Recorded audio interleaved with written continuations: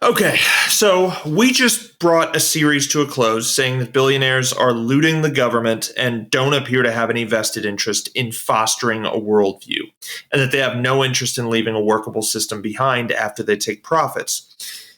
So, let's torture test this hypothesis by looking at someone whose supposed worldview, at least I find, I don't know about you, Money Mike, surprisingly agreeable.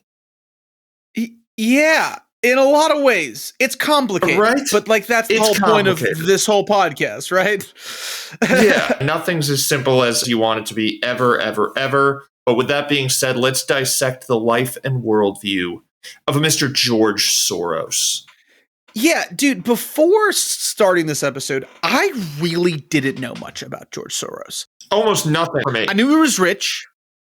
I knew he was Jewish for some reason, and I'd heard a couple conspiracy-adjacent stories about him, and I also knew that the entire American right talked about this guy like he was lurking in every shadow, subtly responsible for every issue plaguing the world at large. And this fact, just like our series on Bill Gates, made our research on this dude pretty tough. Trying to find a source that was neither a puff piece nor claiming that George was secretly a lizard person proved a little bit challenging. However, yes, it did. However, in our research, a fair amount of which came from the book The Influence of Soros, Politics, Power, and the Struggle for an Open Society, I found an interesting perspective of the progressive billionaire Baba Yaga, and some really interesting reasons why I think the American right can't fucking stand this guy. By the way, when I was giving this an additional read-through, I called Money Mike to tell him how much I love the phrase Baba Yaga for George Soros, where many of you have heard this nickname as a Russian translation of the phrase boogeyman to describe John Wick. It's often used in Slavic folklore to describe a mystical but kind grandmother figure. And offhand, I cannot think of a more apt metaphor for Soros's portrayal in the media. It is either the boogeyman or a kindly old, almost maternal figure. Very true. Yeah. Also, further to Money Mike's point, there's a funny byproduct of Soros's demonization by the right, which is that real controversy or misconduct by the man is completely buried under conspiratorial allegations, all of which are impossible to prove. Thus, ironically, conspiracy theorists, rather than exposing George Soros, are insulating him from being held accountable for verifiable misdeeds, of which there are plenty. Oh, yeah. Thus, to ensure a thorough end product, most of my contributions to this piece hail from George Soros, A Life in Full, which at times seemed overly charitable to the man, but it's still well researched and was not shown to the Soros family until after the book was published. So we're going with it. Yeah. So, as always, we are going to do our best to separate fact from fiction and put old George Soros on crutches. Crutches, for the uninitiated, is our PR torture test acronym. C stands for consumer harm, R stands for rich parents, U for union suppression and employee abuse, T for tax evasion, often disguised as charity, C for child labor allegations, H for harassment allegations, E for egregious behavior after hours, and S for slap suits and journalist suppression. I'm Money Mike. And I'm Red Bill. And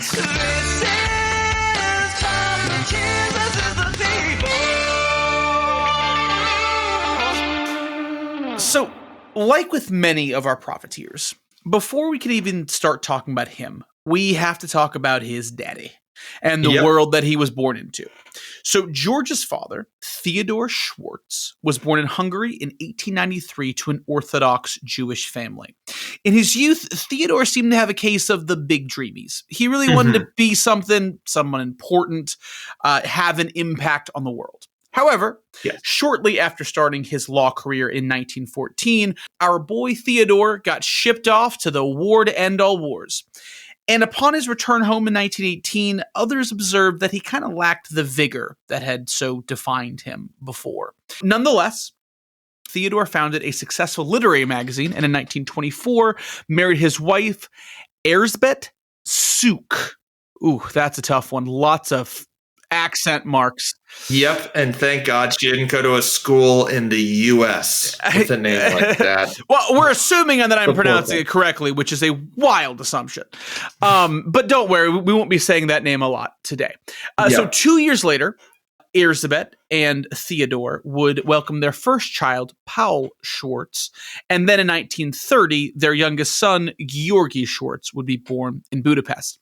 And while the Schwartzes were enjoying the luxuries of the upper middle class in the cosmopolitan city of Budapest, things were starting to get a little dicey for Jews in that region.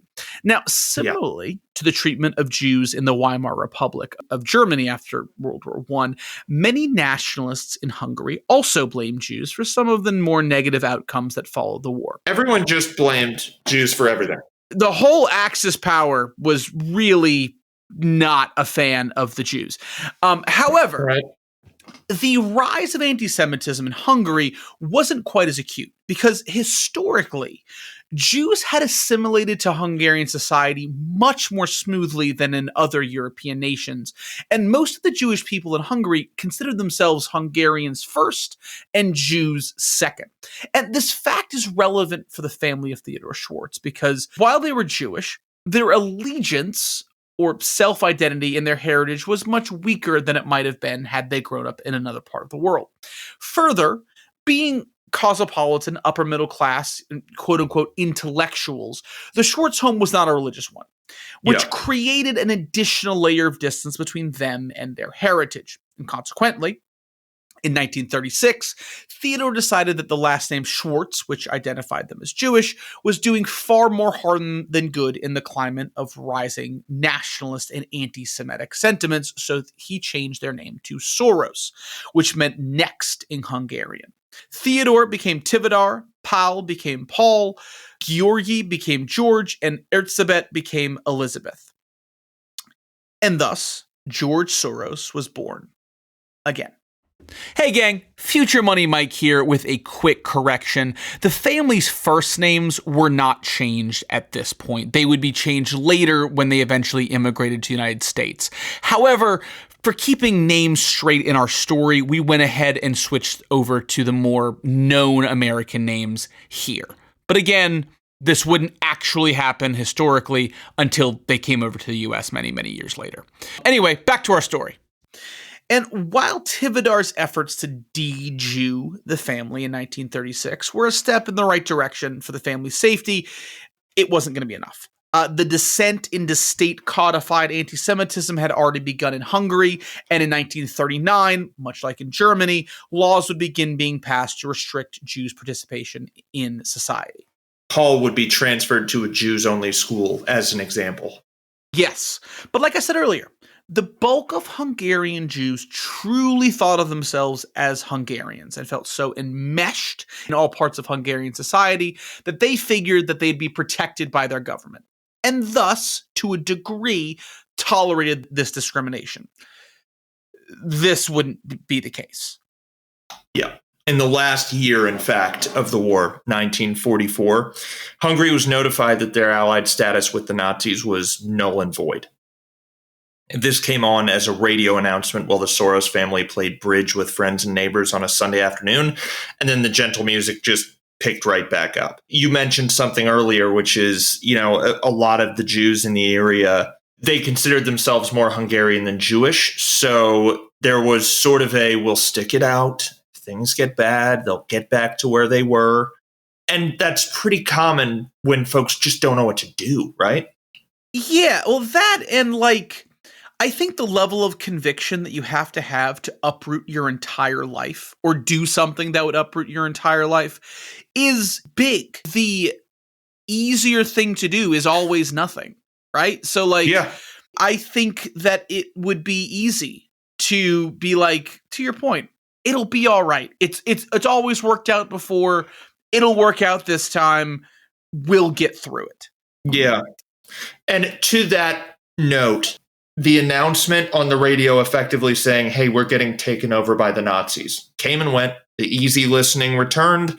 There was some debate, and the bridge game just picked right up where it left off, which I got to tell you, I think I would have done the same thing. Gauging threat levels is often absurdly challenging.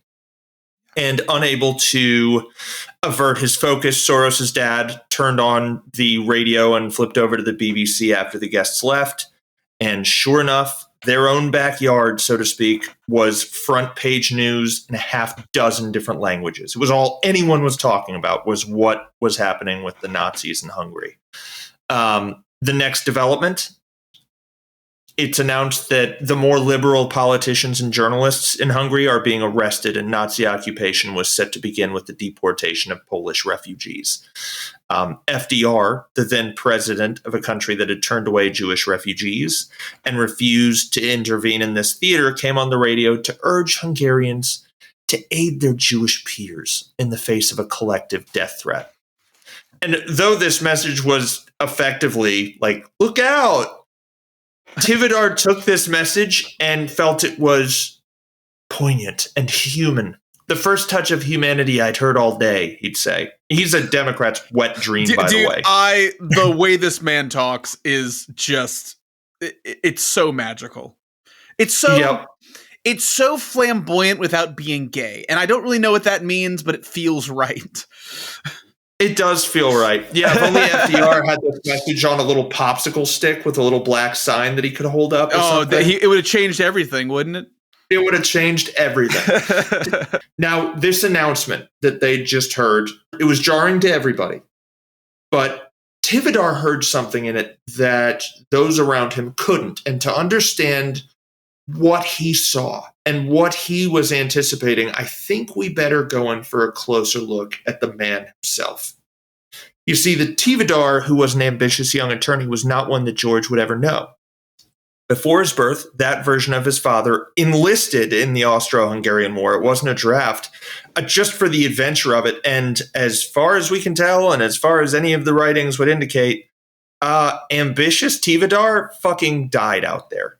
Yeah. Either in a Russian prison or in the 7-month journey he endured traveling back to his homeland through Siberia and Russia in accordance with the mass escape from said prison that he himself had organized. It was a real bummer of a 1-year term or whatever you want to call it. Yeah. Probably lots of PTSD. I have no doubt. Yeah, I was going to say, like, as far as symptoms of PTSD, the Tivadar that came out of the war, there are worse examples. Yeah, right. Yeah, the version of his father that George knew was lazy, really. His wife's family had considerable means, relatively speaking, and though he had that publication, it wasn't terribly demanding. So most of his time was spent either A, in bathhouses flirting with other women. Yeah, on this note, Erzsébet was well aware of her husband's appetites. Tivadar in 1939 would offer to send his wife to the U.S., promising to join her as soon as possible. She refused because she knew that he just wanted to sleep around in her absence, which I think he slept around in her presence too. Yeah. The book that I read made a little passing comment about the fact that that Tivadar was not faithful. He just got around. Yeah. Yep. So he was either A, in bathhouses doing all that stuff, or B, he was playing with the kids, acting just like them, child at heart type deal. Yeah. From a kid's perspective, it was probably pretty nice until you got to the age where you had an inkling of what infidelity might look like. It sounds like Tivadar was pretty open with that. It sounds like Tivadar is the dad that the mom is so frustrated that the kids love him so much. Yep. And they have this really idyllic view of him that, to your point, will eventually be righted. But yeah. George came to his senses to some degree. Yeah. And a part of me thinks that this is him writing his own memoirs in his head. In an interview later, George would describe his relationship with his father as strained, before ultimately stating that though Tivadar seemed more attentive to his brother Paul's needs, he was still a pretty good father. This is the dad who pays an inordinate amount of attention to his own fitness type thing, where you're like, wow, your dad is hot and has a great even tan. Why is he doing that? Well, and, we should note, and we'll get to this later, I don't think that George would have any issues with infidelity in his own life later on down the line. So maybe the apple just doesn't fall that far. But anyway. Right. Yeah, so In this moment, listening to this radio broadcast, this version of George's father, too, was being shelved. The man listening to those radio broadcasts had glimpsed at man's most horrific tendencies and knew what violence was possible on an institutional level and what the waters felt like before its arrival. He would be quoted in his own memoirs. I think the name of the book is Masquerade: Dancing Around Death in Nazi-Occupied Germany. Okay, that's a great name for a book. Yeah. Great name for a book. Yeah. That's where this quote came from. And Yes. Was he actually thinking this? Hard to say. His behavior would suggest that he caught on to this before everyone else. He listened to that radio broadcast. Everyone else nervously carries on. And according to him, and this is a quote from that book, "In my gut, I knew that no radio station could convey the real news. The death sentence of 1 million Jews." I don't think it's supposed to rhyme, but yeah, but say the fact that it rhymed made it worse, right? Yeah, worse. Worse is the word. Yeah, just worse. Yeah. What Tivadar recognized in his tranquil Hungarian community that night, while it did its best to ignore the news and operate as usual, was the nervous carryings on of a sitting duck. That's what it looks like. And indeed, the Nazis were swift and brutal in their Hungarian campaign. At this point in the war, they knew that defeat was imminent. But fascinatingly, this awareness motivated them to move faster and be more thorough and more destructive and carry out a quick, loud, and thorough effort in Hungary towards extermination, which is terrifying. For sure. And much like with the ghettos in Poland and other Jewish communities in German-occupied territories, one of the Nazis' strategies of, quote unquote, dealing with the Jewish population, it was to essentially enlist leaders in the Jewish community to act on their behalf and disseminate their orders with the hope that the leaders' families would be spared as long as they did what they were told. Yeah. In Hungary, or in Budapest at least, this came in the form of establishing a, quote, Jewish council. And this is really where George enters the story and where we will see the origins of our first Soros conspiracy theory. So in 1944, George was 13, and some members of the Jewish council asked him to act as a messenger, to go to some other Jewish households and tell them to come to the center with enough food for 2 days. Now, there are some discrepancies as what happens next. Yep. In some accounts, as George tells it, he told the families not to go. In other accounts, as George tells it, he gave them pieces of paper telling them what to do, not knowing where they were being ordered to go. Yeah, and both, by the way, are telling them not to go is heroically brave. Right. All that needs to happen is word of disobedience by George making it back to that council, and his whole family's, under arrest. They're getting an escort. As Tivadar tells it in his book, his father just told George never to go back to the Jewish council. Now, as Marjorie Taylor Greene would tell you, he was selling fellow Jews out to the Nazis. And here's my take on that specific instance in time. Obviously, Marge is, being Marge.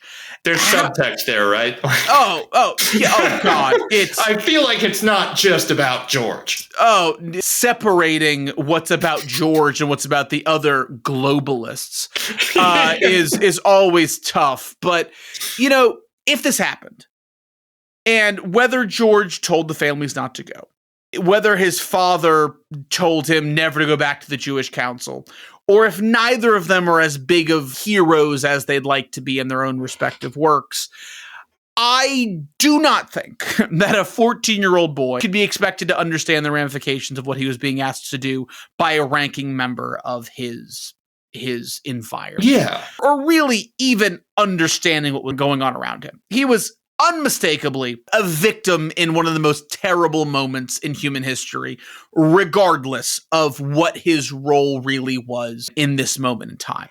Yeah, A Life in Full, I'll say, goes into... Is it puffy? Yeah, you bet your ass. Yeah. But it goes into the brutality of what happened in Hungary.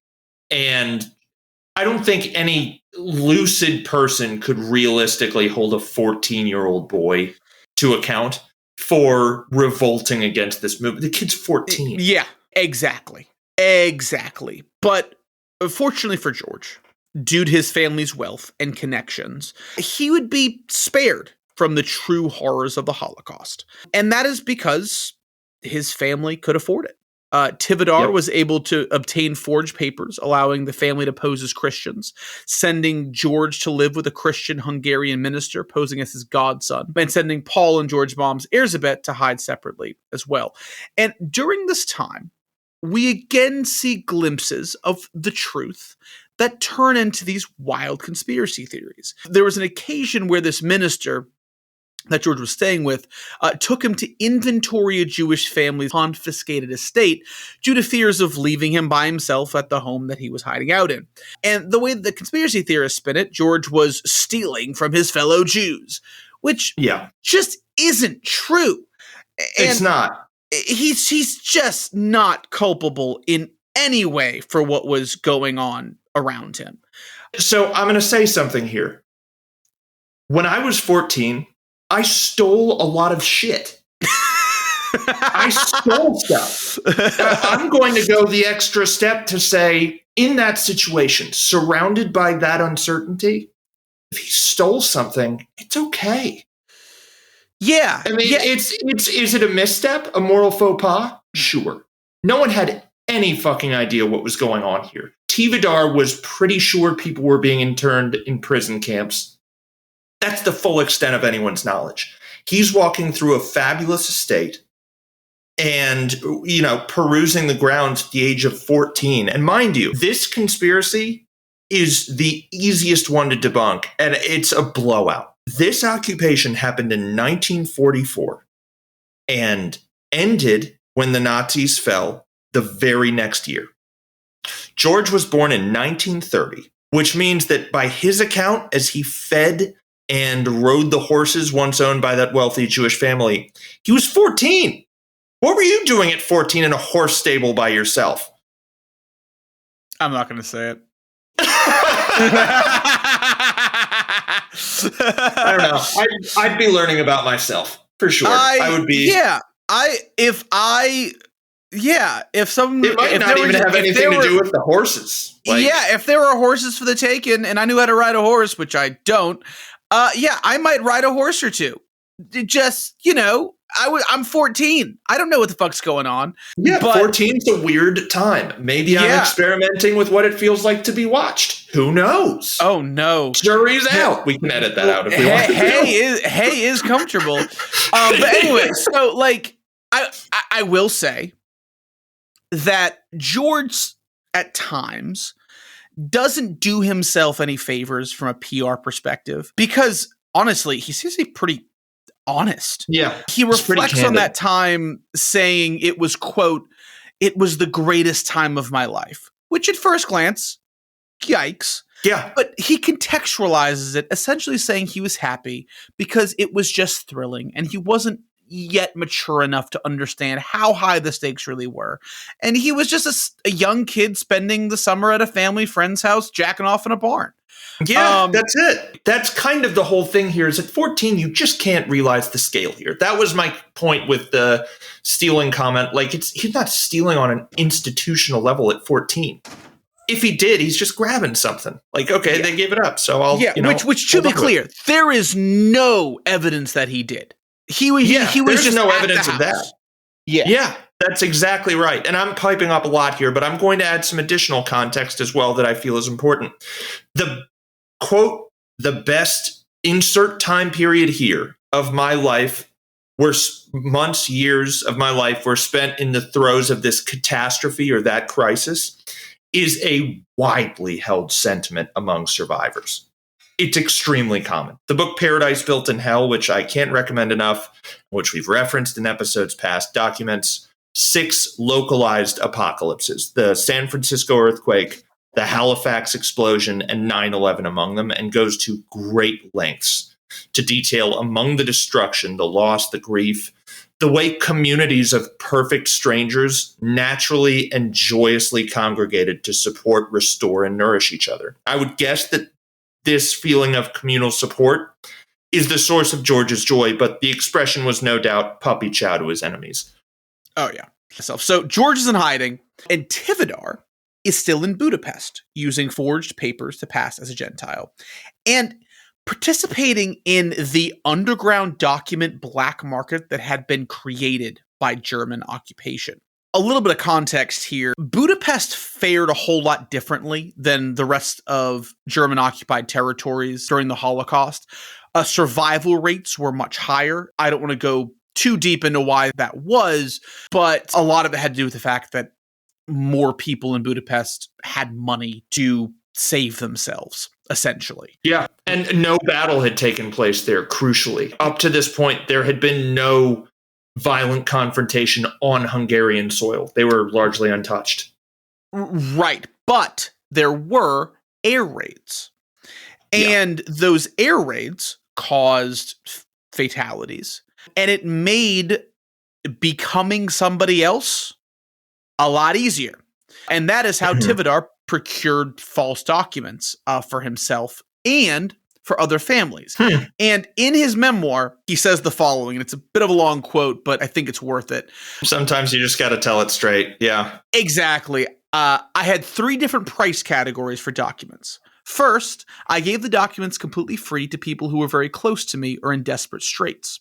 Second, from those people to whom I felt a moral obligation not to make a profit at their expense, I simply asked for my expense, without consideration for the trouble or risk involved.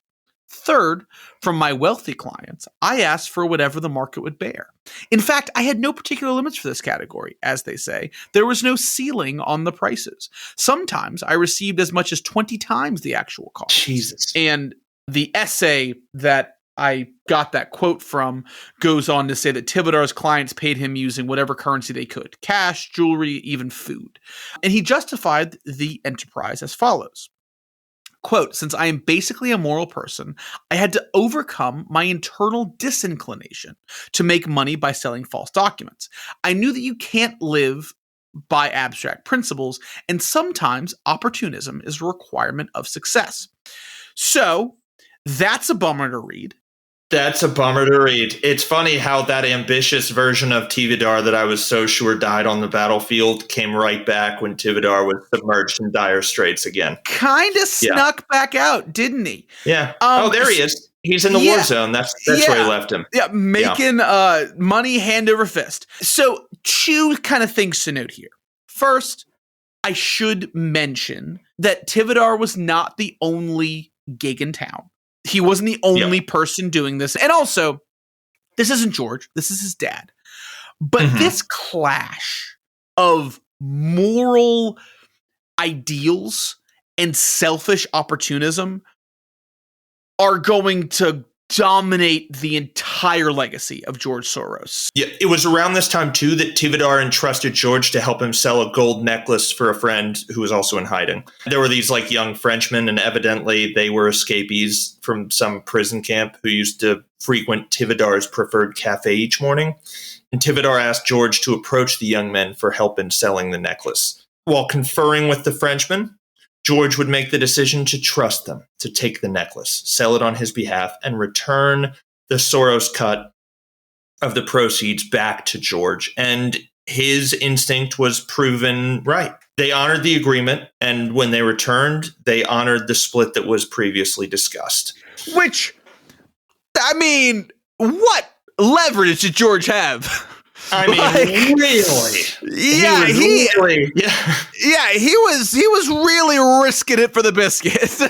Yeah, and this is funny. In interviews that George Soros gives, George gives this puffy autobiography answer, and then the interviewer pushes him a little bit, and he gives a more authentic answer. So when in an interview he said, "My father wanted to train me to think the way he did, like a survivor." And he, says this in an interview, a little pressure, and then he voices the fact that his father also figured that George was less likely to get arrested. How I Survived Surviving with a Survivor, the memoirs of a young George Soros, written by Tivadar Soros. Wait, what? God. Yeah, nonetheless, that's a cold lesson to learn, right? Oh, I see. Dad's hedging his bet. Yeah, that's smart. Cold, calculated. Yeah. Smart. Yeah. Jesus. Yeah. Nonetheless, this is a formative age to get a taste for financial risk taking and to get an understanding of who your father is when he's doing what it takes to survive. Yeah. And survive they did. Though as bombings intensified, they stopped doing so separately or out in the open. They were forced to essentially hole up in town together and avoided the bomb shelters because Paul was of age for the draft and there were bombs going off everywhere. And we didn't want the question, hey, man, why are you here? Oh, yeah. Like they have front row seat to the realities of war. And going to a bomb shelter at this point would mean safety for everyone but Paul, who would effectively be handed a gun and told to turn back and run into the chaos. Yeah, exactly. Like, oh, I'm so glad you're here, soldier. Wait, what? Yeah, I don't know if Pivadar was feeling out the room for whether or not to go to a bomb shelter, but I know how I would have voted if I were Paul. Yeah. You know, like we all make fun of draft dodgers when we've never been drafted. So, for Hungary, German occupation ended with Russian occupation, which marked for the country the end of the war. However, the end of a war, particularly on your own soil, hardly ever means a return to the status quo. Yeah, the status quo gets blown the fuck up. Murked. Yeah, it is gone. There is no status quo left. It is rubble and survivors. Class is back in session, but students are missing. Stores reopen, but hyperinflation means nothing is affordable. And also, there are Russian soldiers everywhere doing what soldiers so often do while occupying lands of another, raping and stealing. And heavy on the raping. Yes, there was a lot of that, unfortunately. To cope, George, who still adored his father, sought to make a publication similar to the one his father made in the gulags. Yeah, the gulags apparently have free press. Yeah, what other liberties are offered by the gulags? That I'm not currently getting in the United States of America. So George's publication was different, though. Whereas father's publication had its targets, George's publication seemed to target everybody. Who does that sound like? Every other macro investor, i.e. one other person we've talked about. He accused a history teacher of corruption for making students subscribe to a magazine he was selling, which that sounds corrupt, cringy. Frankly. This cringy. Sounds like good journalism, if I'm being frank. When the teacher failed him, George evened the score by writing a good grade for a banknote, only from Professor Takash. When the time came to apply for colleges, George didn't stick around. His first choice, surely more puppy chow for conspiracy theorists, were schools in the Soviet Union. As George would tell it, communism, he thought, was going to be big. However, his father intervened, citing instability in Russia. George, Laura Ingraham is going to have a fucking field day with that. Yeah. Oh my fucking God. Which, ironically, George would end up being anti-communist later. But anyway. Time being. Yeah. Yeah. So instead, at 17, George headed out for the London School of Economics. And according to Soros, 2 experiences there would shape the way that he viewed the world. The first was simple. He broke his leg and went to a charity to get help. And while doing this, he realized that when someone receives charity, they become a subject of charity. And that changes their mindset. It is the role of the person seeking help to get it, even if they weren't being fully honest with the organization providing the assistance. And the role of the organization was to be inherently mistrusting, so they're not being taken advantage of by opportunists. And being that he collected the assistance after he healed, I think that he would mark himself as one of those opportunists. You're right. Later down the line, this would shape the way that George did philanthropy. And the second experience that he would have, which I would argue was even more impactful, was his exposure to the works of Karl Popper, who was one of the great liberal philosophers of the 20th century. And while Karl was not George's teacher, his writings would expose George to the concept of an open society. And again, to say that these works were formative is a massive understatement. The concept of an open society and the pursuit of it would define every aspect of George's life. He would credit the success of many of his investment decisions to this philosophy. He would author books furthering the idea. He would eventually call the nonprofit that would become the main conduit for his philanthropy the Open Society Foundation. And the term open society was first coined by Henry Bergson in the early 1930s and essentially sought to create a human experience with as few cultural barriers between people as possible and give every individual an equal chance to participate in society.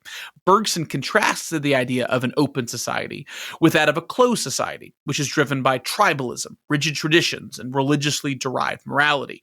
And Popper would further these ideas in his book, The Open Society and Its Enemies, in which Popper broadened the applications of the concept and discussed how it related to the rise of totalitarianism during World War II. Now, assuming that George is being sincere in his allegiance to the pursuit of an open society, I think this tells us two things.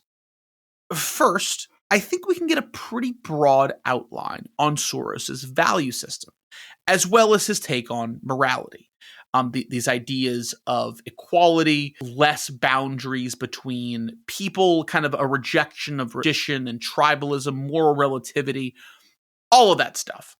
And second, I think it definitely gives us some serious insight into why he seems to attract so much negative attention from specifically right-wing pundits. It makes sense once you start thinking about it. It really fucking does. The idea of a society devoid of tribal boundaries flies directly in the face of many of the ideals that a great many people hold very dear, and usually due to their affiliation with a particular tribe. Those who derive their sense of morality from irreligious texts will probably reject the idea of moral relativity.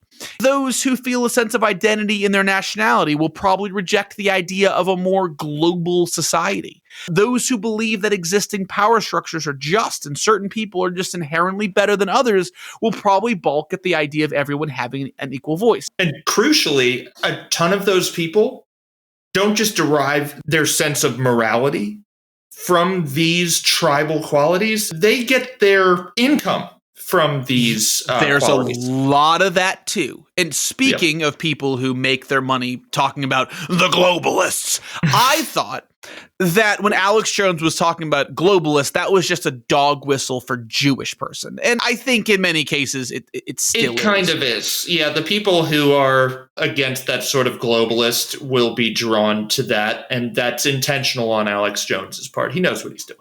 For sure. But calling George Soros a globalist,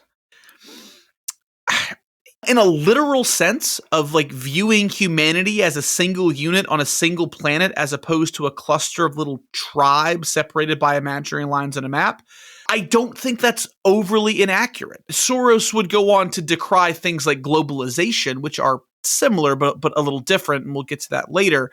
But when I think about this whole concept of a globalist, what's the opposite of a globalist? Probably a nationalist. Yeah, right? That's valid. I read that and I'm like, guys, am I a globalist? Kind of, right? I mean, at the core of its definition, and particularly when he began espousing this ideology, that's what it was. That's what it was. And, you'll see in the course of our story, this whole concept of an open society is really going to define the rest of George's life. Following graduation, George got an entry-level job at a Hungarian-owned financial firm, Singer and Friedlander. And in 1956, George joined his brother Paul in the United States, and they were soon joined by Tivadar and Erzsébet, following a failed anti-communist revolution in Hungary. And though Tivadar had spent his whole life gracefully adapting to horrific circumstances, he had trouble assimilating to the workforce of America in the 1950s. When asked in an interview what he would like to accomplish at his potential place of employment, Tivadar responded that he'd like to start at the top and work his way to the bottom. That dry self-awareness just cannot hold up against the Protestant work ethic and all that shit. Like, you're hired, right? I fucking love that answer. It's like, you're going to be good for the culture here. You might cause a mutiny of some sort, but I feel like it'll be nice all the way too. You could be the personality hire, but there you go. The guy working his way from the top. Love that. So that brings this to chapter 2. Becoming a macro investor before it was cool. Yes. So, George is in New York in the 1950s. In the midst of America's rebirth and the pervasive hold of the Protestant work ethic, as just mentioned, Tivadar is working his way to the bottom somewhere, probably, and George is getting ready to begin an even more reviled descent. He's getting ready to break into the world of hedge fund management, which was brand spanking new, I learned while researching this. Yep. So the wind at George's back here came from 3 fronts. Number 1, he's a global citizen, as Money Mike mentioned. What this means today is that you have the means to do whatever the hell you want. Did you just help destroy a country? No problem. You're a citizen of the world. Fly somewhere else, wait out the fallout, and then return when the dust settled and buy some cheap real estate. Once upon a time, this meant that without an app, you spoke the language and could blend in other countries, which was big. Yeah. A Life in Full references a key aptitude in this department possessed by Hungarians. Apparently, because of how complex the Hungarian language is, those who are fluent in it have a much easier time adjusting to new languages, which is interesting. That is interesting. The more you know. The second front, he was convinced that by their nature, markets are unstable. And Karl Popper put this bug in his ear.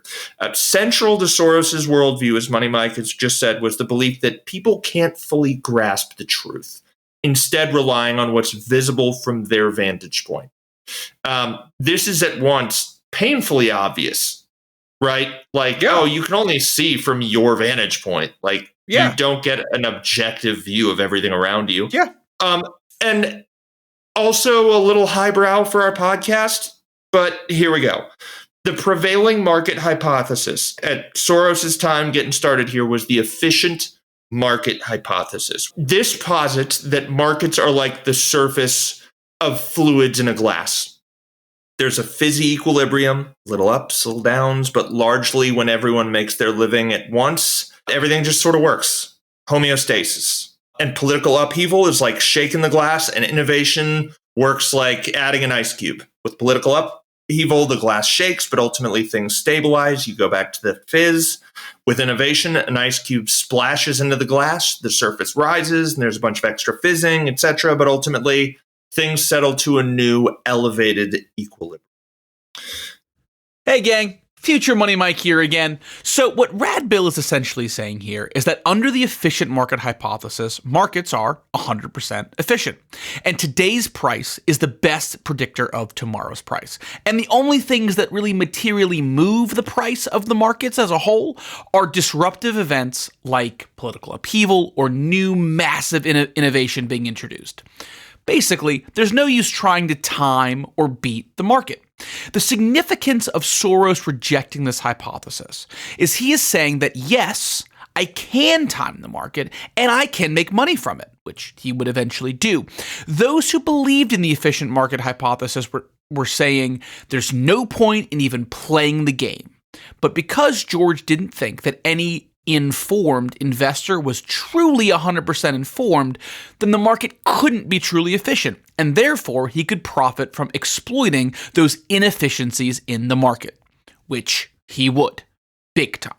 Thus, hype can influence a company's valuation. Thus, the liquid never stops moving, basically. Investors react first to hype, then to the effects of buying and selling by other investors. Reflexivity, if you will. The third front, according to A Life in Full, was that George Soros has a good gut, which is to say, he's lucky. That's what that means, is the guy's just lucky. When he was sure of something, he made a bigger bet. When he wasn't sure, he didn't. And here's where those that attributed wealth to intellect begin speculating wildly. Perhaps the reason he's so good at investing is because he was exposed to serious risk as a child. Perhaps he's mastered the art of doubling down on the right bet as a result of his father's teachings. Keep in mind, the divine gut is only ever hailed in environments where people are more or less gambling. This guy knows the bull. He knows when to get on. He knows what to do while he's on. And his dismount, it's almost perfect. Also, our books are fucking ridiculous. Yeah, the first leg of his career was defined by trying to make money with the absolute minimum amount of risk possible. Yes. If we're sticking to the Matador analogy here, George was on the scoreboard with some of the world's best, but he clinched gold so often because while they were riding prize bulls, he was driving out to the country and logging 8 seconds on dead ones.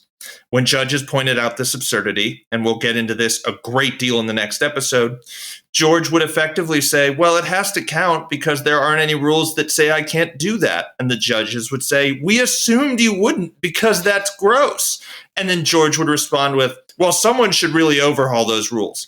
And when they changed the rules, George would find a new dead bull and a new way to make it count. The dead bull in this analogy is the arbitrage trade. Yes. And at Singer and Friedlander, he was baptized into a globalist financial worldview and introduced to what we'll call arbitrage. You see, while earning the modern equivalent of $230 per week as a below-average bookkeeper, Soros began looking over the shoulder of his boss at the firm, an expert in gold mining who had realized that, for some reason, gold was cheaper in Johannesburg, South Africa, than it was in Brussels, Paris, or London.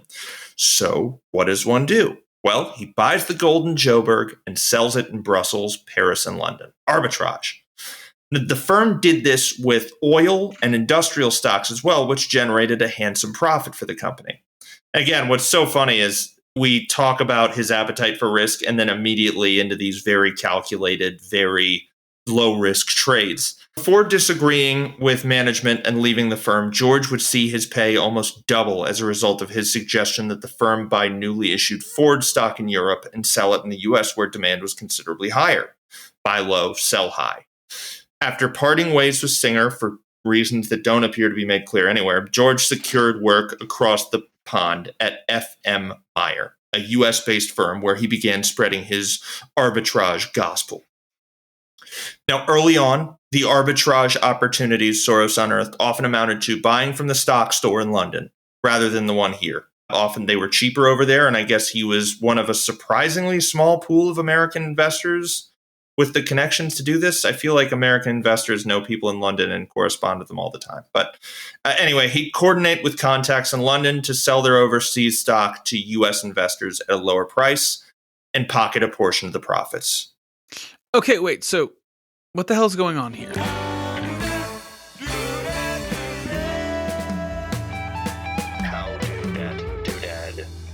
For easy math, Rod Bill might sell a sandwich for $4 here, although he sells it for $2 in England. So, if I'm looking to make a profit and I've already traveled from England to the US, why not buy a Rod Bill sandwich for $2 and sell it for $3 in the US?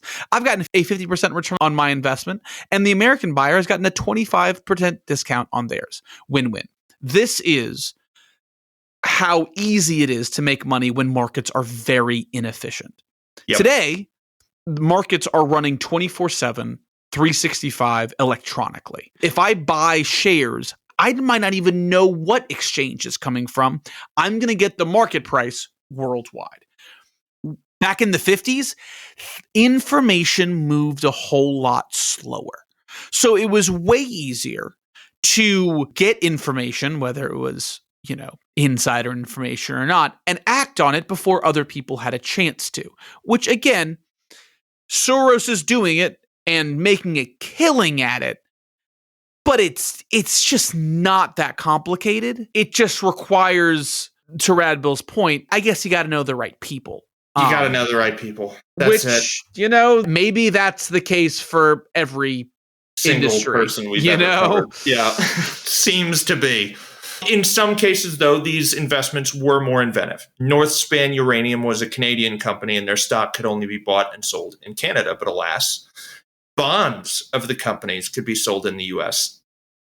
which came with warrants or effectively options to acquire Northspan shares at a fixed price. What does George do in this case? He partners with someone who just wants the bonds. Take this bond. When it comes time to execute the purchase option, or warrant as it was technically called, for stock at a fixed price, I'll buy those stocks from you for an amount between what you get them for and what the market pays for them. Again, win-win. Now that this British phrase, is taken care of, it's time for George to make a profit of his own. So off he goes to a group like Morgan Stanley, who can buy the shares in cash up front. Theoretically, he once again meets this contact at Morgan Stanley in the middle. Buy these from me at an amount halfway between what I paid for them and what you can sell them for. Let's get rich together. And that's what he and all of his buddies do over and over and over and over again. Now, FM Meyer didn't have the cash on hand to actually purchase these, which is why Morgan Stanley has to be attached. They can secure the opportunities to purchase. The money to actually act on those opportunities is not there. So selling the opportunity to a group like Morgan Stanley, who could actually afford to act on it, was a necessary step. Soon, a pattern that was already present became obvious. George swaps to a nicer firm, makes a few big bets, doubles or triples his money a few times, and then moves on.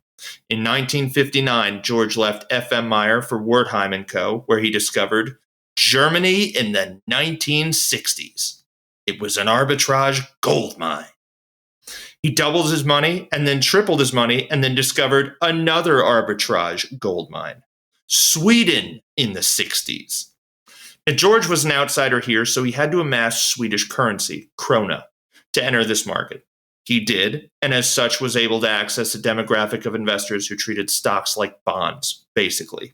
They were completely indifferent to the overall value of any given stock, apparently, and by and large, chose to focus instead on the amount routinely paid out for each share held, whether that be a debt payment on a bond or a dividend payment on a stock. Either way, the monthly payment or the routine payment was what most of these investors were focused on. Which was pretty common at the time. Growth-based investing is pretty new, honestly. But George had a field day with these instruments. Yep. Next, we rinse and repeat, except, alas, some bad news for George. He switches firms again, this time to Arnold and S. Bleichruder in 1962, which is a top-notch firm, one of the most prestigious. But longing to write, he negotiates a sabbatical to philosophize. Now, the rain on his parade comes while he's taking that time to write, and his musings, the philosophical ones that he was putting pen to paper for here, went nowhere. They would pay off in the long run from a business standpoint down the road. But while he was doing this writing, his risk-free strategies began getting popular, which is a crisis in this line of work. And in 1963, in an effort to dampen capital outflows and preserve the value of the dollar, JFK, with the blessings of Congress, issued a levy on funds used to purchase foreign securities. No more straddling the dead bull, George. Yep, and just like that, international arbitrage of the I took French 101 variety was dead and gone, and George was back to his philosophical writing. However, in 1966, Fortune reported on a new type of financial outfit called the Hedged Fund, and George was out of hiding, and that is where we will pick up next time. Thanks so much for listening, everyone. Please be sure to like, comment, subscribe. Check us out on our subreddit, r/Profiteers vs. the People. We'll include the link in the episode description. Feel free to drop us a line on our email if you have requests for Profiteers or if you have comments or questions. We love you all. Thanks so much. I look forward to talking to you on the next one. And goodbye.